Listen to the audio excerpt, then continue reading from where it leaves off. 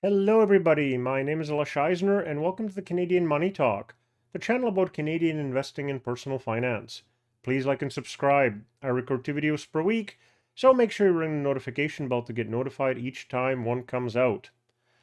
I wanted to share a couple of quick things about me that may help set the context for the Canadian Money Talk channel and why I am running YouTube, TikTok, and other social media channels, some approaching 3 years. This is my origin story, so you know where I'm coming from. Also, I have a bunch of new subscribers, and this is going to give them a little bit of insight as far as what brought me to where I am today. I came to Canada when I was 9 years old and received a bachelor's degree in business admin from Simon Fraser University in Burnaby, British Columbia in 1996 on a full academic scholarship while still living with my parents, and started working right after, ultimately moving into information technology. In my second job, a financial advisor came into the office of the software company I was working at as phone support, and because I had actually saved some money while getting my degree instead of getting into student loan debt, I started investing at 24 years old. I didn't understand what the financial advisor was telling me during most of our meetings and just kept saying, and didn't really question very much. And I didn't check on any of his decisions or choices, nor the fees that I was paying either directly or indirectly. I wasn't able to tell him when I needed the money back, what my time frame was, and I just said, make me as much money as possible, which certainly didn't make his job any easier. When I needed my invested money back about 8 years later in 2004 to buy my house, I got back the same amount I had invested over that time. My portfolio was a mess because each year I met with my advisor, he had another core portfolio he was using. So my portfolio had a bunch of small positions of all sorts from the previous years. I was still ignorant about fees and about the mutual fund performance. I realized I had to start learning to invest on my own to avoid these types of problems, and fortunately, I had made my mistakes early when I had little money. I paid $200 a couple of times, for example, as a penalty, and those pointless costs really hurt. I also ran afoul of the deferred sales charge, now illegal, when I needed the money back for the house down payment before the 7 years of the deferred sales charge had expired.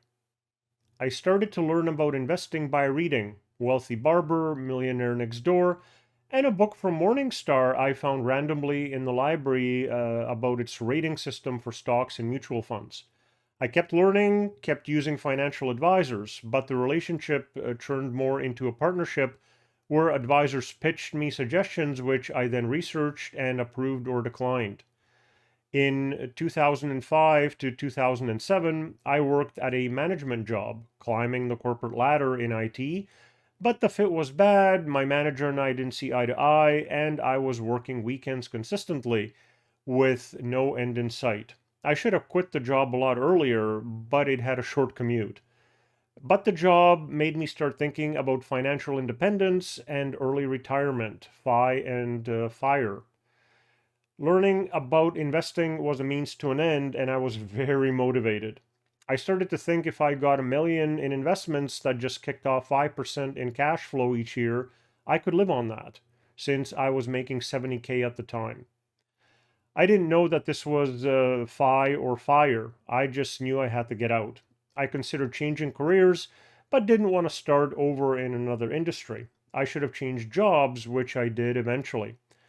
I would suggest for anyone who hates their job to change workplaces or careers rather than using financial independence, retire early, or FIRE as a way out.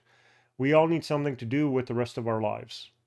After being laid off in 2008 during the great financial crisis, I began contracting and became incorporated.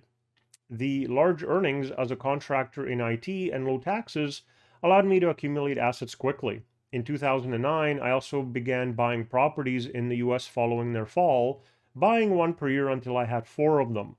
all bought for cash and obviously cash flowing and profitable. I was able to live frugally on 30,000 per year, yet earned 120,000 in 2009, ending close to 200,000 from contracting with another 50,000 in rents and dividends. My final long-term contract ended in January of 2020, at which point I had accumulated 3.3 million in net worth. That in 3 more years had grown to 5 million as of May 2023. During those 3 years, I took one more 5-month contract, and that very much told me I never want to work 9 to 5 again, especially in IT, because I just didn't have to anymore. And that was extremely freeing. The power of investment had allowed me that freedom. I would like everyone to have that same freedom. I would argue that if you make less money than I had the fortune to, it may take a bit longer to achieve financial independence, but you also don't need to get to as much in assets as I did. It all depends on what your goals are and what you want your lifestyle to look like.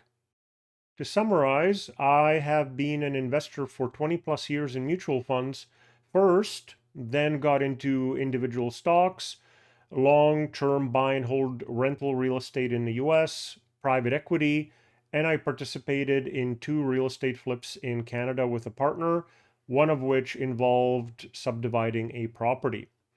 My next investing goal was going to be commercial property, perhaps an apartment building or a small retail building, but I never pulled the trigger on anything. Eventually, I would like to teach investing and personal finance both to adults and at the high school and college level in live courses or a seminar. Personally, I'm risk friendly, meaning I don't mind the ups and downs of the market because I have a 40-year time frame if everything goes well with my life, and I understand what is happening in the markets. I also like emerging markets in the long run because that's where there's a young population, a growing population, and that's where the growth is going to be. I hope this gives you a little personal background on how I got to where I am and what drove me here. I hope you will take an interest in learning, whether from me or the internet. Start investing early, start investing often, and achieve your goals.